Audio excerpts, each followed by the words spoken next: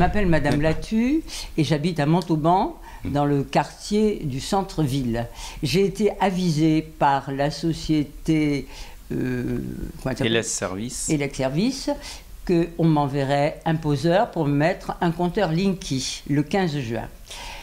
Le 15 juin, ce monsieur est arrivé, je lui ai ouvert la porte, j'habite au premier, et je lui ai expliqué que j'aimerais bien qu'il me l'explique tout ça avant de partir. 45 minutes après, n'entendant plus rien, je suis descendu, il était parti, laissant tous les gravats par terre, des papiers sur les radiateurs, et sans explication. Demi-heure après, quand j'ai voulu allumer ma télévision était en panne. Je me suis aperçu un peu plus tard que mon chauffe-eau ne chauffait plus, et non seulement celui-là, mais deux autres qui étaient branchés.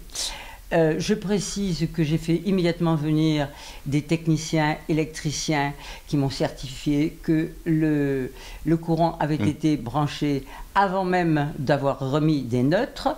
J'ai réussi à avoir quelqu'un de la maison 8 jours après. On m'a envoyé un petit jeune qui m'a expliqué que manifestement le gars s'était trompé mais qui ne comprenait pas. Et son patron d'ailleurs a été extrêmement grossier au téléphone en disant que c'est nous qui étions des vieilles personnes et qui ne comprenons rien. Et ce que je n'ai pas apprécié du tout, j'ai donc donné 4 fois 4 rendez-vous au directeur du service pour qu'il vienne voir les dégâts.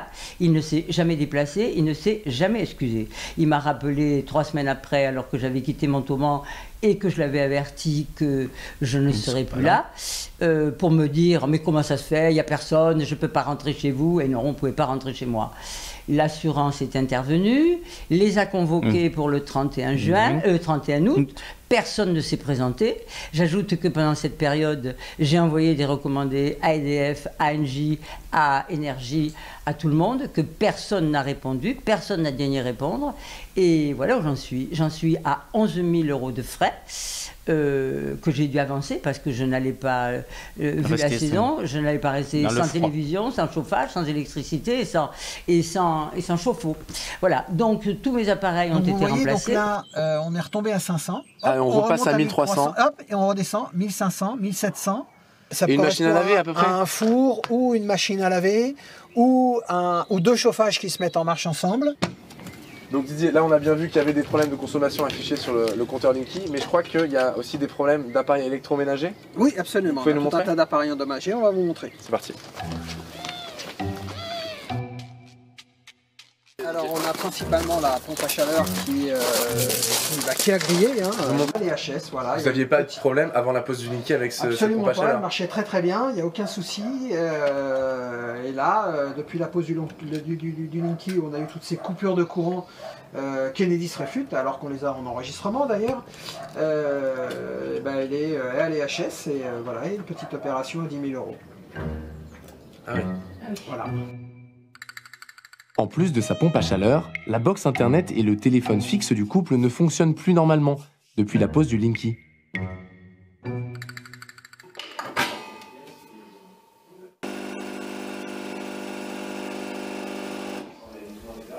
Depuis un an, Corinne et Didier livrent une bataille administrative avec Enedis. Ils espèrent en sortir rapidement car, financièrement, la situation commence à être intenable. Voilà, un agréable petit café. Merci. Là, vous avez une facturation au 19 janvier 2017. D'accord. Où nous avions une consommation de 533 € avant la pause, du coup. 93, avant la pause du Linky. L'année d'après, donc pour la même période, la facture à la même date, 19 janvier 2018, la consommation est passée à 1142,22 €. Sans explication. Sans aucune explication, ça correspond à peu près à une augmentation de 138%. Malgré les courriers avec accusé de réception, les appels répétés à Enedis, leur situation est toujours au point mort. Les problèmes du Linky ont même changé leur plan de vie. On avait envisagé de mettre cette maison en vente pour partir sur un autre projet immobilier et professionnel sur la province. Au jour d'aujourd'hui, notre maison est devenue invendable, puisque acheter une maison avec des factures d'électricité qui tournent entre 600 et 700 € par mois, ça fait fuir un petit peu les acquéreurs. Donc au jour d'aujourd'hui, les agences immobilières nous ont dit tant qu'on était dans cette situation-là, il était hors de question qu'ils mettent la maison en vente. Et même pour nous, au jour d'aujourd'hui, je ne me vois pas proposer la maison à la vente en disant aux gens vous avez un compteur Linky, vous savez que vous alliez payer entre 600 et 800 € de facture EDF. La première réaction des gens, c'est de fuir. Malheureusement, ils sont coincés puisque le portail ne s'ouvre pas automatiquement. Donc, nous les avons à l'intérieur de la maison. Mais il y a un moment, on est obligé de les libérer. Si le couple a gardé de l'humour, il compte bien aller au bout de sa bataille contre Enedis. En France, aujourd'hui, 623 communes ont déjà refusé officiellement le Linky. Alors nous avons contacté Enedis afin qu'ils interviennent dans le sujet, nous les avons relancés plusieurs fois, mais malheureusement nous n'avons jamais eu de retour. La presse relaye ces dysfonctionnements parce que le cas de Corinne et Didier est loin d'être isolé. Regardez, on va le voir avec ses nombreux titres de presse, bâtiment connecté, le Linky, Linky le compteur qui observe privé, Linky de la Discord. Le médiateur épingle les pratiques d'Enedis et les mauvaises pratiques de RDF. Épinglés, de nombreux sociaux se sont manifestés pour ce sujet et on les remercie.